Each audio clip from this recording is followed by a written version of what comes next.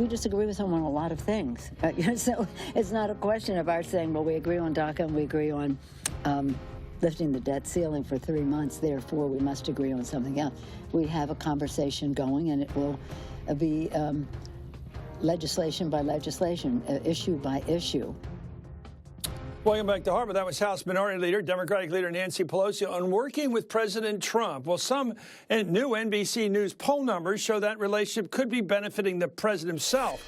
43% approve of President Trump's handling of his job right now, his highest rating since the first month of his presidency, and most popular among his actions, 71%, 7 out of 10 approve of his deal with Democrats on hurricane relief for Hurricane Harvey and also government funding, keeping the government running. Only 39%, however, approve his handling of immigration and border security issues. That same bipartisan spirit that represents that 70% could have mixed results for Democrats, however, as Philip Elliott writes on the cover of Time magazine this week, quote, on the surface, the Democratic Party has been united and energized by its shared disgust for Trump. But dig an inch deeper, and it's clear that the party is divided, split on issues including free trade, health care, foreign affairs, and Wall Street. They even disagree over the political wisdom of doing deals with Trump himself. Well, let's bring in the Hardball Roundtable. Philip Elliott's here. He's the correspondent for Time Magazine who wrote the cover. Anita Kumar is the White House correspondent for McClatchy. Jason Johnson's politics editor for TheRoot.com and an MSNBC contributor.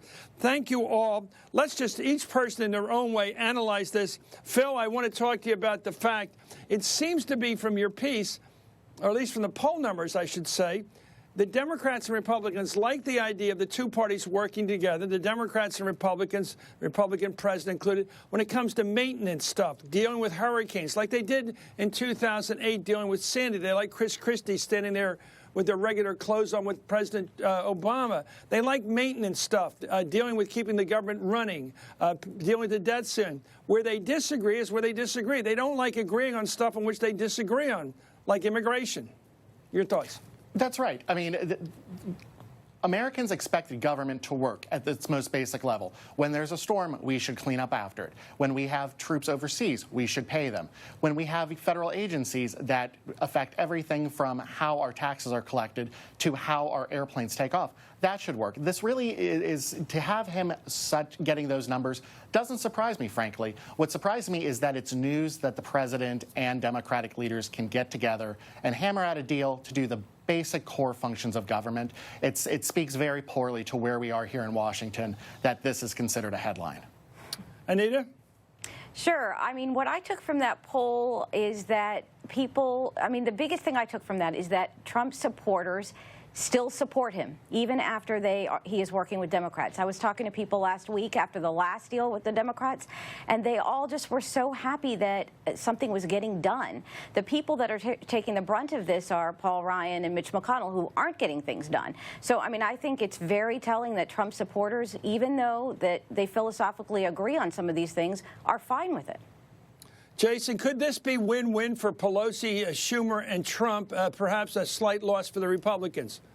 How do you see it? Chris, I agree. Look, everybody wins here. The Republicans, particularly Trump, gets to say, hey, look, I've actually accomplished something. I am being a deal maker here with Chuck and Nancy. Chuck Schumer and Nancy Pelosi get to keep the wolves at bay as far as, whether or not they're doing a good job, whether or not they're negotiating, and they're saving their constituents. This is how government is supposed to work. But this doesn't change the fundamental issues about immigration. This does not change fundamental issues about the Muslim ban. This does not change criminal justice issues. So I think this is just a cute little honeymoon. Trump will bump up to 42, 43%. He may hit 44 one day, but the moment he's back in control, the moment he's not negotiating and he's being the president he always has been, he's going to drop below 40 again. Well, let's be a little more rosy here. I'm going to start with you, but I want to go around the panel. Suppose they find other areas like suppose they don't get this health care push they're doing to repeal Obamacare. And the real question is, how do you keep Obamacare afloat? Isn't there a deal there in stopping actions that the president's been playing with to screw up Obamacare, the advertising for it, the getting people to re-up for it? There are ways if they can get them to stop killing Obamacare, isn't that a possible win-win? Is it? You first, Jason. Yeah, it is. Look, just taking away the advertising is just petty. And that's the kind of thing that you would think that Democrats could cut a deal with the president. But Chris, I'll say this. The one area that there was a natural relationship between what the Democrats want and what this president has said he wanted to do all the time would be infrastructure. That's the one deal you would think that they should be able to pull off. Let's take something small. You lead on this, Anita. What about DACA? It seems to me if they don't get a deal through the leadership of the Republican Party, which is resistant, the president should do it by executive order like Obama did. Just say, damn it, I'm on the side of the Democrats on this one, too. He can't send those DACA people back to other countries, I don't think. I think once you call them dreamers, you've lost the argument on the other side. I know, but if he does that, he'll completely contradict what he's already said, which is that was unconstitutional and he's not going to do it. I just don't see him doing that. I do see him forcing their hand some way. The problem with President Trump is that he keeps saying, well, if they don't do it, I'll do it. And so now it's going to be back to him, and so that's a problem for him. Last thought to you, Phil. Is there a chance this can continue, this agreement on these middle-of-the-road issues where they find an overlap of common ground, a bit of an overlap? They can, and as long as President Trump is at the forefront of this, declaring himself the deal maker, declaring himself the victor, declaring himself the main character in the drama of Washington, he will do it. And a lot of President Trump's supporters will go along with it. There is an implicit trust among his people to go along with whatever the president decides. Republicans are different than Democrats, I can tell you. Anyway, the roundtable's sticking with us, and up next, these three will tell me something I don't know. Be right back.